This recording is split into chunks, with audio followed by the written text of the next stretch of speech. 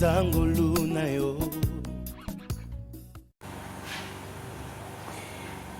dans le Seigneur, chers frères et sœurs en Christ, bonjour et merci pour toute l'attention que vous accordez à cette émission qui n'est autre que la vôtre. Alors, cet après-midi, un thème à partager, la crise des normes éthiques dans le christianisme. Et pour mieux aborder le sujet, j'ai sur ce plateau avec moi le docteur Simplice, le reverend de l'église Ebenezer. Bonjour, homme de Dieu. Bonjour, ma sœur. Ok, merci d'être venu, merci d'être présent à cette émission. Alors, la crise des normes éthiques, peut-on savoir un peu plus, docteur?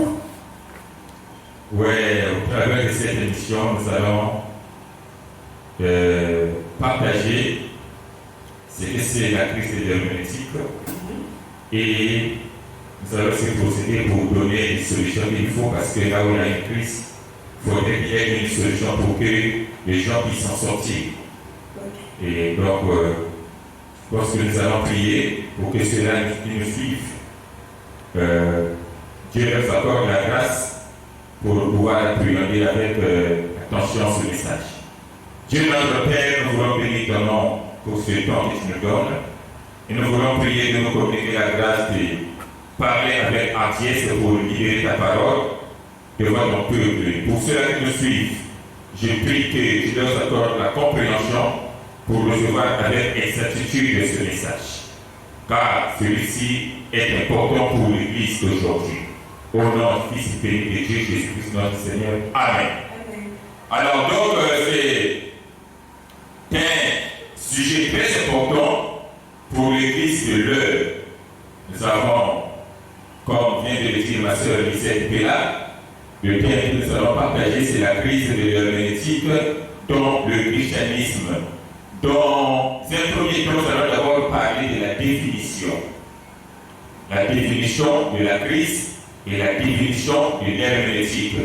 Lorsque nous consultons le dictionnaire, on nous dit que la crise, c'est le trouble dans le fonctionnement normal de l'activité d'un régime ou d'un groupe. Donc il y a une crise dans le fonctionnement.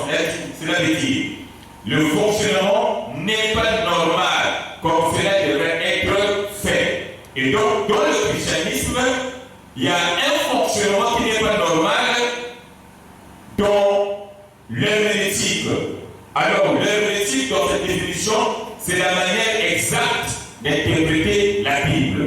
C'est ça l'herméneutique. Donc la manière d'interpréter la Bible d'une manière exacte. Alors quand nous disons la crise de l'herméneutique dans le christianisme, cela veut dire qu'il y a un trouble dans le fonctionnement de l'interprétation de la Bible dans le christianisme. Et voilà pourquoi nous voyons parfois le désordre que nous constatons dans le milieu chrétien. Vous savez qu'aujourd'hui, si nous parlons de la crise de l'herméneutique dans le christianisme, parce qu'il y a le trouble, parce que chacun interprète la parole de Dieu à sa manière. Il y a des choses que nous avons entendues par nos pères qui nous ont prêché la parole, par nos prédécesseurs, mais que nous n'avons pas eu le temps de vérifier. Et comme c'était des gens pleins d'options, ils nous ont communiqué certaines choses qui jusqu'aujourd'hui, nous les croyons ainsi alors que nous vérifions la parole. Parfois ces choses ne sont pas telles que cela nous avait été communiqué. Je prends par exemple l'histoire de Jonas. Nous avons entendu quand on nous a prêché, quand Jonas avait été avalé par le poisson, il était vomi à Ninive pour prêcher la parole. Comme déjà les Ninivites priaient un dieu poisson, et pour argumenter leur message, on dit que lorsque Jonas a été vomi par le poisson, les Ninivites ont vu le dieu poisson venir quelqu'un, alors ils ont été conscients et ils ont cru directement que Dieu leur avait envoyé un prophète. Mais quand nous consultons les Écritures, nous voyons que lorsque Jonas avait été vomi, il n'était pas vomi à Ninive. Parce que dans le Jonas 1, le verset 1, on nous dit, la parole de l'Éternel fut adressée pour la première fois à Jonas, va à Ninive. Mais il a pris une autre direction jusqu'à ce qu'il a vu tout ce qu'il avait vu. Le poisson l'a avalé et le poisson l'a vomi. Jonas est revenu dans son pays encore faire sa vie.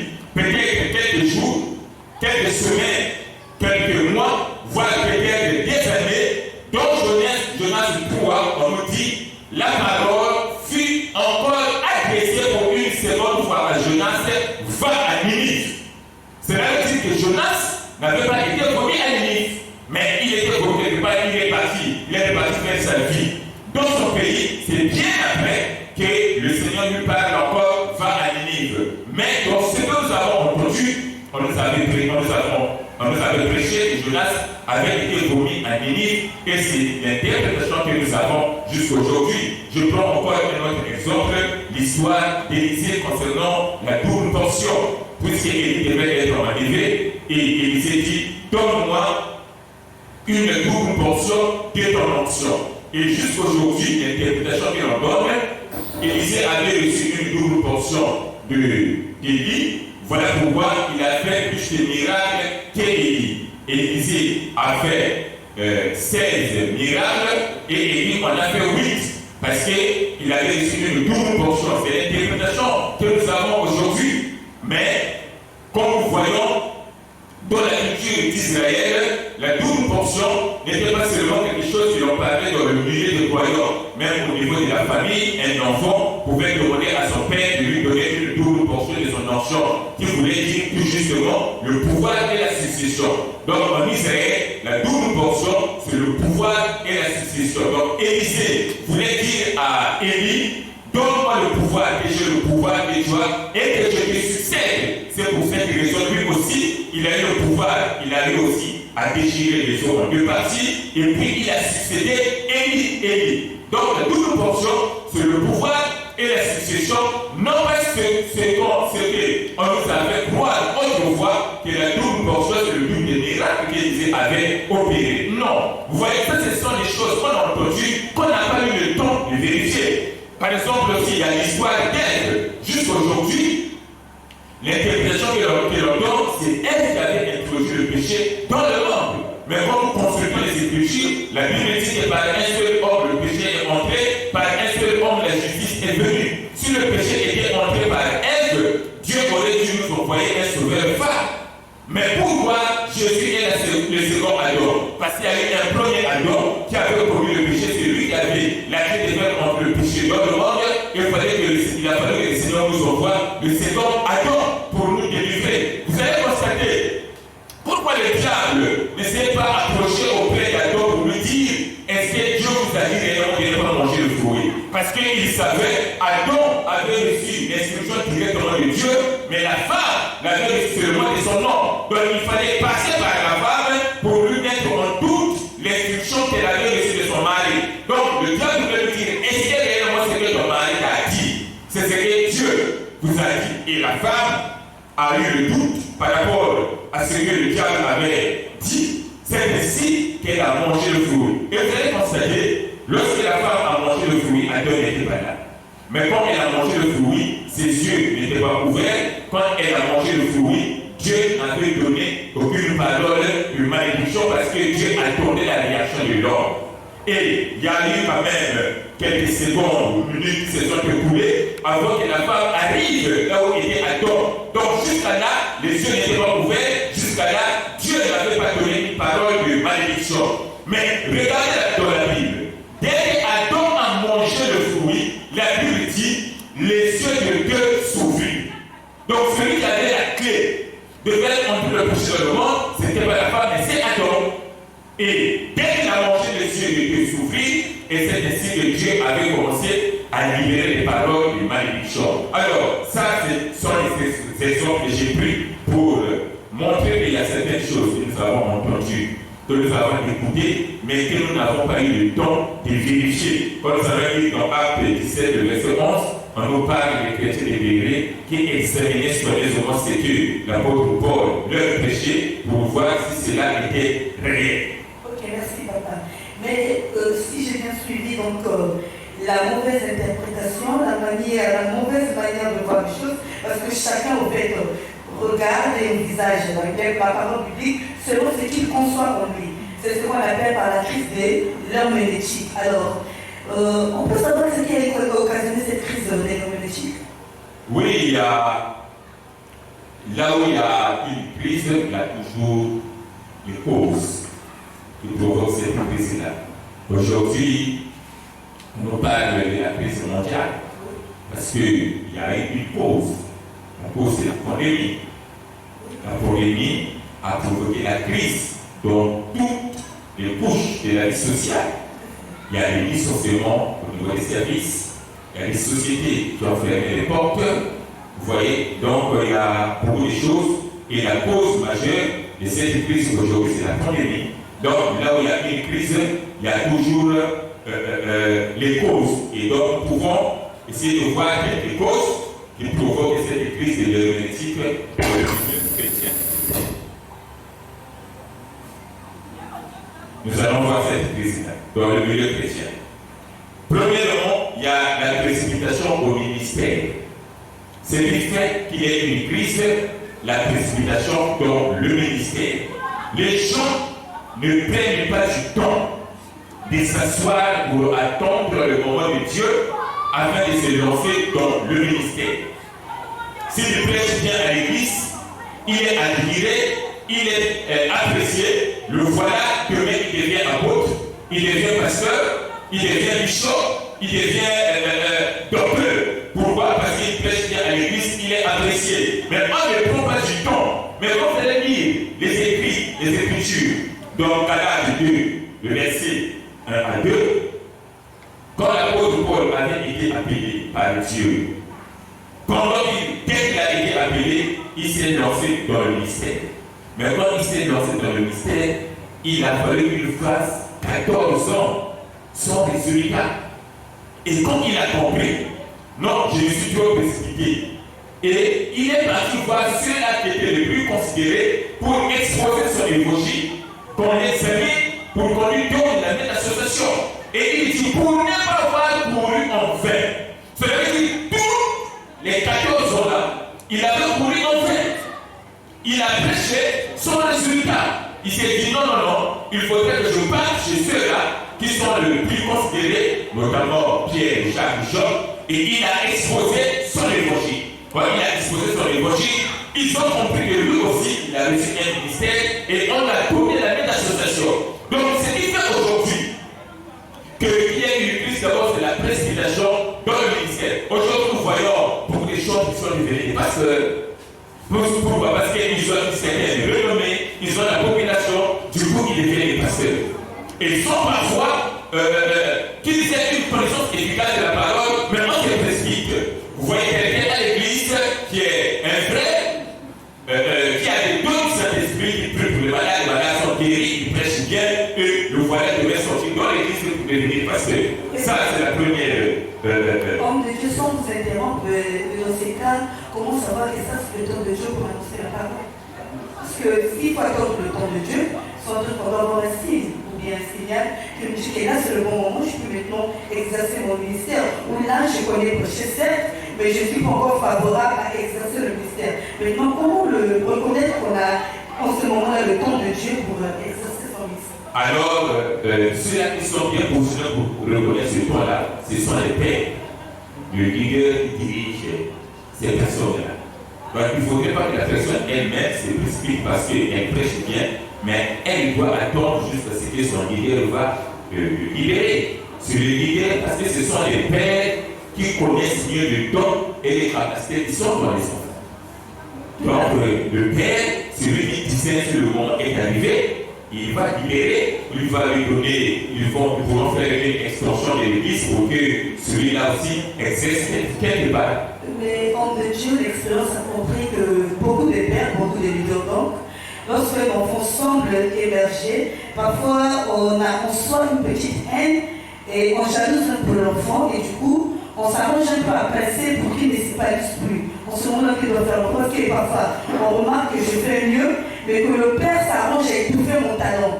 Est-ce qu'on continue à rester au pied de ce papa ou bien on s'est dit, bon, j'ai essayé, j'ai fait tout ce qu'il fallait, papa n'a pas voulu me donner la balle, en ce moment je me lance. Moi, je pense qu'on ne peut pas étouffer quelque chose qui vient de Dieu, parce que l'homme ne peut pas étouffer Dieu. Oui. Si c'est le corps de Dieu, même si le Père étouffe, Dieu va se servir d'une autre manière pour que le Père soit convaincu et délivrer cet enfant. Dieu a plusieurs manières. Il peut se révéler chez d'autres serviteurs de Dieu pour venir parler à son pasteur, ou bien Dieu peut se révéler à son pasteur.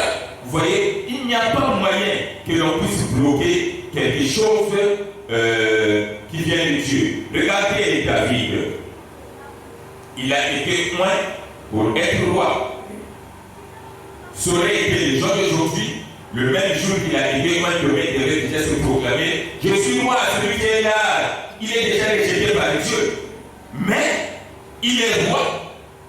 Quand on l'a oint, on n'a pas dit que je suis là roi. Voici le roi que Dieu a choisi.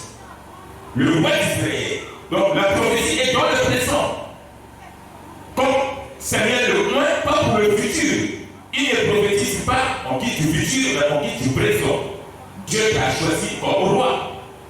Mais entre-temps, il y a encore un roi qui est là pour une bonne forme, et il y a le roi qui est choisi par Dieu. Mais David ne s'est pas précipité pour créer une rébellion afin de déstabiliser la royauté de Saoul pour récupérer la place. Mais il a attendu le temps de Dieu.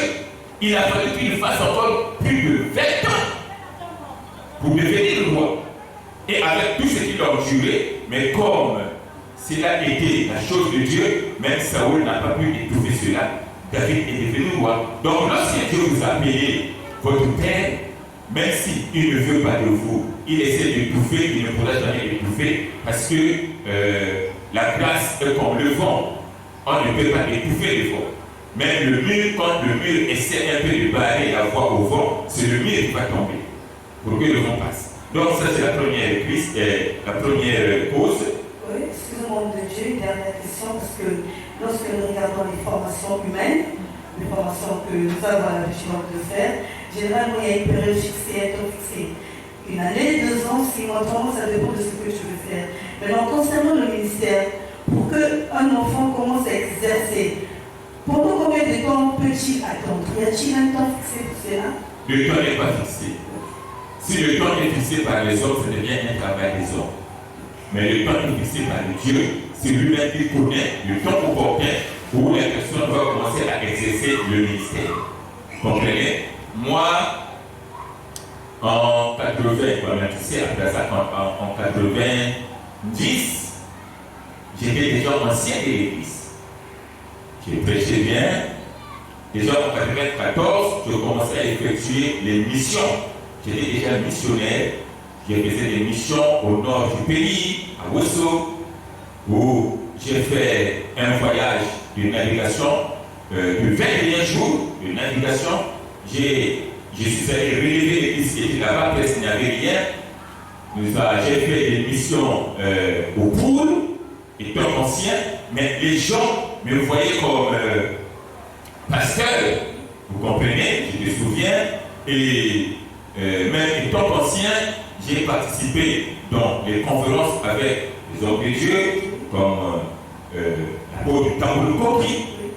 Lors d'un événement, il y a eu une conférence et séminaire à l'époque, je pense que 96 à Ouense, dans la salle de commune de Ouense. J'étais parmi les intervenants. Et comme nous dirigeons l'organisation de l'apôtre Tambour Koki à Brazzaville, la CER, Confédération des Églises de Réveil, j'étais parmi les leaders jusqu'à ce que je suis allé prêcher à Kinshasa. Pour la première fois que j'ai prêché devant plus de 5000 personnes, à la fois audacieuses.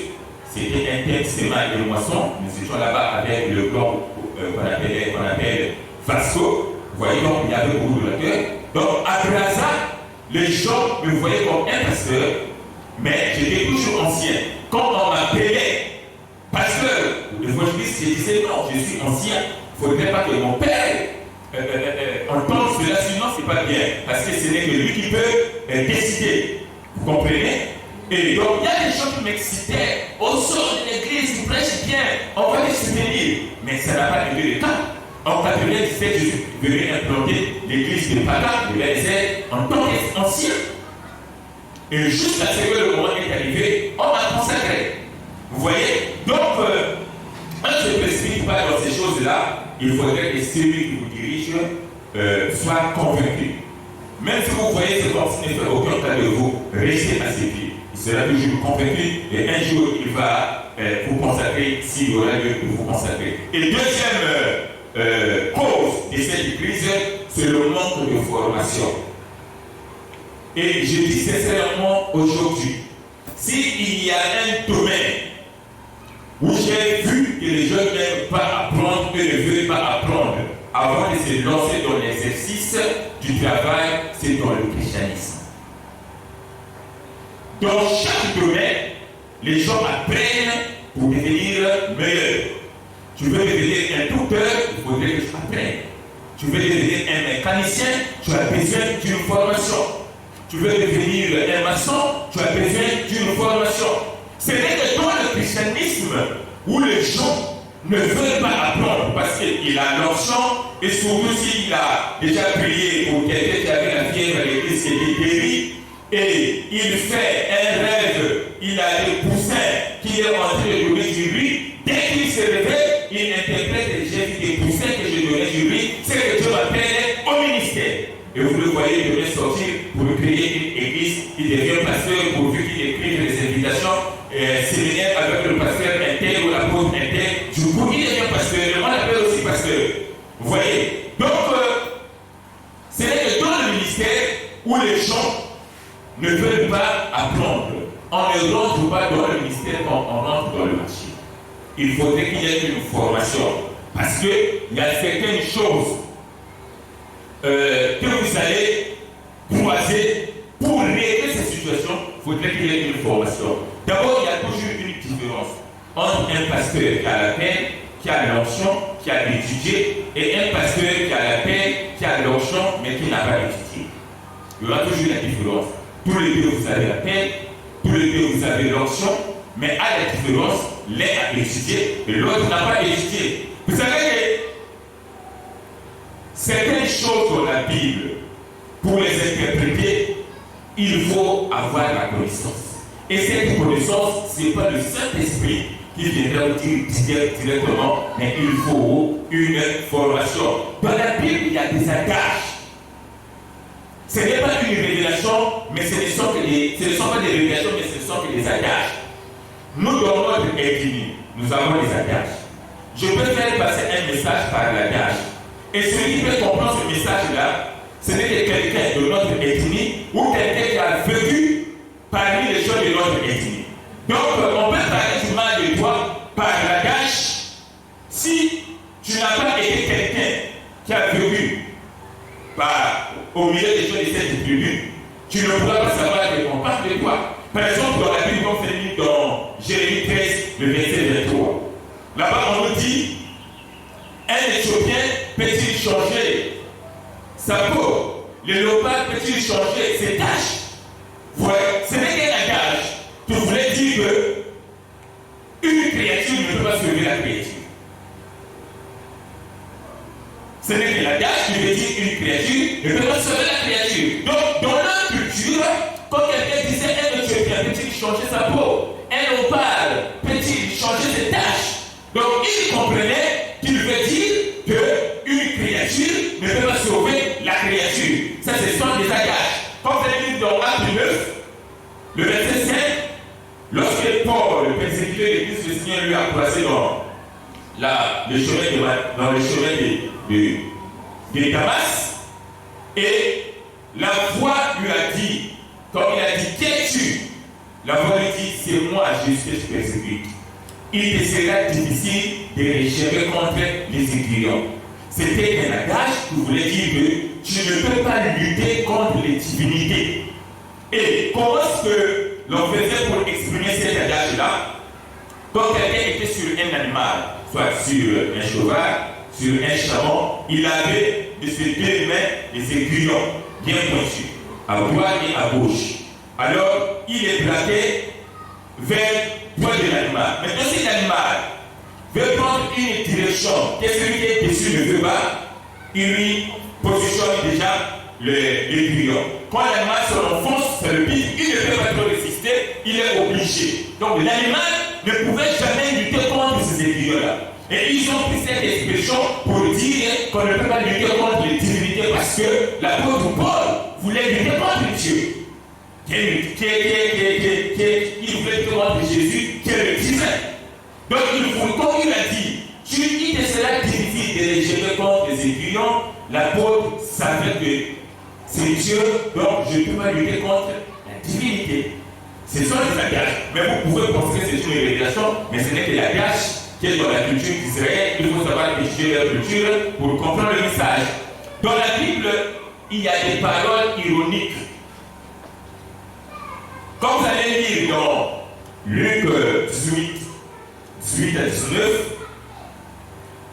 un jeune est venu voir Jésus. Il dit, bon maître, que faut-il faire pour être sauvé? Jésus dit, pourquoi m'appelles-tu bon? C'est Dieu qui est bon. Comme nous disons, c'est comme si Jésus le disait qu'il était bon. Donc s'il n'est pas bon, c'est qu'il était pécheur. Maintenant, les gens qui nient la divinité de Christ s'appuient sur ce verset-là. Or, c'était une parole ironique. Pourquoi? Parce que les Juifs niaient que Jésus était Dieu. Mais or que l'attribution de bon maître n'était qu'à attribuer à Dieu. Appeler quelqu'un d'autre bon maître en Israël constituait un blasphème. Alors il niait que Jésus est Dieu. Mais l'attribution de bon maître n'est que réservée à Dieu. Appeler quelqu'un d'autre bon maître, c'est un blasphème. Alors il vient dire à Jésus, bon maître. Jésus lui dit, oh, pourquoi m'appelles-tu bon? Mais celui qui est bon, non? Ah, donc tu as reconnu que je suis Dieu. C'est ce qu'il voulait lui dire. C'est comme aujourd'hui, vous avez des enfants. Vous dites que moi, je ne peux pas te commander, je ne peux te commander mon enfant. Tu le commandes un jour, tu viens de commander celui que tu dis qu'il n'est pas ton enfant. Et va acheter telle chose. L'enfant te dit, oh. L'enfant te dit, oh. Pourquoi tu me commandes? Parce que tu ne peux pas commander ton enfant, non? Donc l'enfant va te donner un message. Ah, si tu me commandes, c'est que tu vas reconnaître que je suis ton enfant. Parce que toi, je ne peux pas commander ton enfant. Donc Jésus voulait dire à cet homme, ah, si tu m'appelles bon, c'est que tu reconnais que je suis Dieu. Ça, c'était une parole héroïque. C'est comme quand vous allez lire également dans Apocalypse 22, verset 11. Le Seigneur dit, celui qui s'essuie, continue à s'essuyer. Celui qui se sanctifie encore. C'est comme si le Seigneur encourage le péché. Mais c'était une parole ironique. Il voulait dire que celui qui s'essuie abandonne.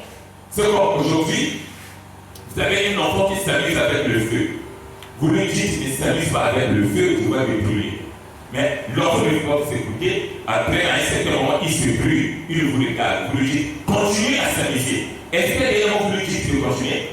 Non! Vous lui donnez un message, laisse, sinon tu vas encore te brûler. Donc, lorsque vous allez voir dans l'Apocalypse, Dieu parle des choses qui vont venir, des choses qui vont venir. Il y aura les versements des dons. Maintenant, il dit celui qui s'essuie continue à s'essuyer. Il veut dire celui qui s'essuie abandonne. Sinon, ces choses-là tomberont sur lui. Ça, ce sont des paroles ironiques, mais il faut étudier pour les connaître. Dans la Bible aussi, il y a des expressions où le Seigneur veut parler d'une chose en deux façons. Par exemple, quand il dit au docteur de la loi Nicodème, il lui dit, pour rentrer au ciel, si quelqu'un n'est né d'eau et d'esprit. Alors, en regardant, c'est comme si il y a deux choses. Mais ce sont des termes. Il voulait dire, si quelqu'un est né d'eau, c'est-à-dire d'esprit. C'est ce que cela veut dire. Ce sont les expressions de la Bible. Cherchez d'abord le royaume de Dieu et sa justice. C'est comme si le royaume de Dieu c'est une chose, en est une, et la justice aussi en est autre. Non! Il voulait dire, cherchez d'abord le royaume de Dieu, c'est-à-dire sa justice. Parce qu'on ne peut pas séparer le royaume de Dieu et la justice. Donc, ce sont les expressions qu'il faut donc étudier pour bien comprendre la parole. Il y a beaucoup de choses dans la Bible que le Saint-Esprit ne vous dira pas. Il faut apprendre. Donc, par manque de formation, il y a une crise. Il y a certaines choses dans la Bible qui montrent qu'il y a une contradiction. Quand vous n'avez pas étudié, vous ne pouvez pas régler cette contradiction. Par exemple, quand vous allez voir dans Acte 10, on nous dit Jésus sortait de Jéricho et il croise l'aveugle. Mais dans le livre, on vous dit Jésus s'approchait de Jéricho, il croise l'aveugle. Donc, un dit Jésus sortait, l'autre dit Jésus rentrait. Vous ne voyez pas qu'il y a une contradiction? Alors, ça, c'est pas le Saint-Esprit qui viendra à l'église, ça. C'est la formation. Pour celui qui a étudié, il va comprendre que dans Jéricho, il y avait des sites. Oui, mais parfois, certains hommes de Dieu ne font pas ces formations par rapport au coût élevé. Au coût élevé, oui, parce que ça coûte tellement trop cher que ça ne permet pas à toutes les bourses d'en faire, d'en suivre. Non, il y a des formations qui sont beaucoup plus simples, qui sont moins coûteuses, que l'on peut faire. Et donc, j'expliquais, il y avait des sites de Jéricho, il y avait un ancien et un nouveau. Donc, pour quitter vers l'ancien, pour aller vers le nouveau, Bartimée était au milieu. Donc, celui qui dit Jésus sortait de Jéricho, il parle de la sortie de Jésus d'un site. Et celui qui parle de Jésus s'approchait pour rentrer de Jéricho, il parle de l'entrée de Jésus de l'autre site. Donc, Bartimée était au milieu de ces deux sites-là. Mais comme on n'a pas étudié, on peut te poser une question. Je ne vais pas répondre, là ce n'est pas une affaire du Saint-Esprit, mais il faut étudier. Voilà quelques causes que l'on peut donner qui provoquent cette crise. Et y a-t-il des conséquences entre Dieu? Mais oui, quand il y a une crise, il y a toujours la conséquence. Oui, la crise d'aujourd'hui a amené les conséquences. Les conséquences, c'est quoi? Les licenciements, les diminutions des salaires. Tout ça, ce sont les conséquences. Et le foyer brisé, tout ça, ce sont les conséquences. Vous voyez? Hein? À cela s'ajoute aussi les décès des milliers de personnes. Voilà, les décès des milliers de personnes. Donc là où il y a une crise, il y a toujours des conséquences. Parmi les conséquences, nous avons l'interprétation des textes bibliques sans tenir compte de leur contexte. Ça, c'est une conséquence de la crise. Quand il y a une crise, il y aura toujours l'interprétation des Écritures sans tenir compte de leur contexte. Donc, on prend. Vous pouvez être un peu plus explicite sans tenir compte de leur contexte? Oui, c'est-à-dire, la phrase vit dans un contexte. La phrase est une partie de la vérité, mais ce n'est pas la totalité de la vérité. Et pour trouver la totalité de la vérité, il faut voir les versets qui précèdent et qui succèdent. Mais aujourd'hui, qu'est-ce que l'on fait? On soutient un verset de son texte et on lui donne l'interprétation que l'on veut. Alors, le texte, dans son contexte, il dit autre chose. Je prends un exemple. Quand vous allez lire, je pense que dans 2 Corinthiens 3, si j'ai bonne mémoire, là où on dit la lettre tue, mais l'esprit vivifie. Qu'est-ce que les gens interprètent sur ces versets-là? Il dit que la lettre tue. Oui, la lettre, c'est la formation que l'on prend à la théologie. Ça, c'est la lettre. Quand quelqu'un vient prêcher son esprit, c'est la lettre. La lettre tue, mais l'esprit vivifie. Mais quand vous allez rentrer dans le contexte, la lettre là-bas dont Paul voulait parler, c'est la loi. La loi tue, mais l'esprit qui est la grâce donne la vie. Vous voyez? Mais quand on fait sortir le texte de son contexte, on lui donne l'interprétation que l'on veut. Vous savez, par exemple, aujourd'hui, si quelqu'un veut prouver au monde que ce sont les pauvres qui vont rentrer au ciel, il va dire le pauvre en esprit. Donc pour rentrer au ciel, il faut être pauvre. Mais il ne va pas tenir compte de son contexte. Que le pauvre en esprit, c'est celui qui se sent insuffisant, quelle que soit sa position sociale. Donc, qu'elle en soit riche, qu'elle en soit pauvre, mais dans la mentalité, si on pense son Dieu, je suis rien, c'est celui-là qui est le pauvre en esprit et le royaume de Dieu pour lui. Donc aujourd'hui, il y a des gens parfois quand ils prêchent, il prend la première phrase d'un verset, il prend aussi une autre verset, il prend peut-être une deuxième phrase d'un autre verset, il lui recolle et il forme son propre verset. Donc là, si je comprends, il importe à chaque homme de Dieu d'avoir en sa possession un dictionnaire biblique. Un dictionnaire biblique et surtout, il faut la formation. Regardez ce qui se passe. Je prends un exemple. Vous êtes la sœur Lisette. Nous sommes des camarades. On se croise en chemin. Tu dis, oh, l'homme de Dieu, comment ça va?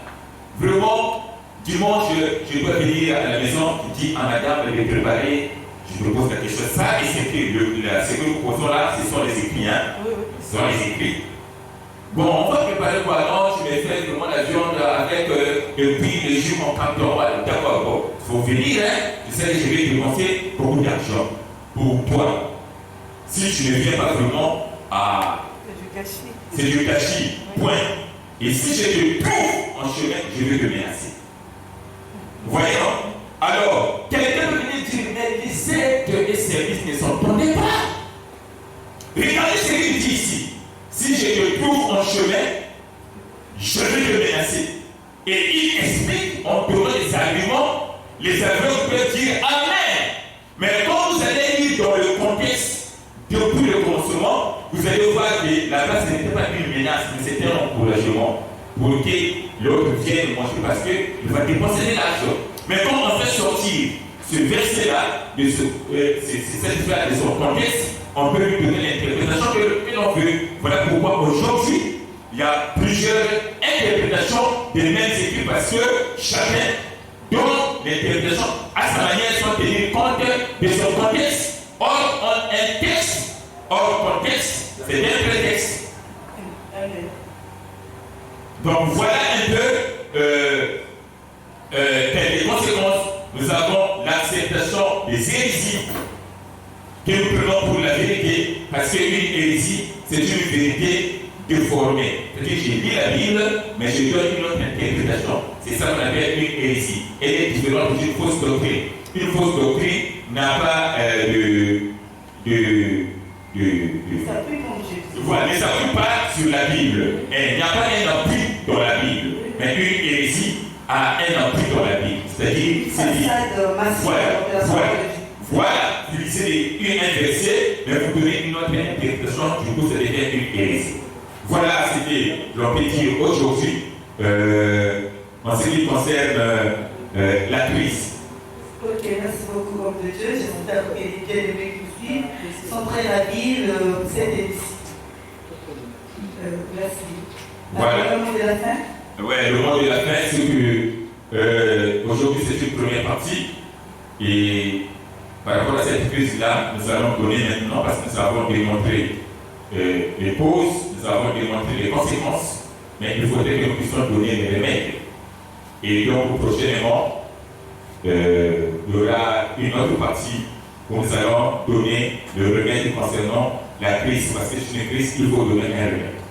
Ok, merci beaucoup, homme de Dieu. Je rappelle que nous sommes avec le reverend docteur Lophénie Saint-Brice du ministère Ebenezer. Et à ses côtés, je suis la bien-aimée Lisette Pella. Merci donc de nous avoir écoutés et à la prochaine. Bye.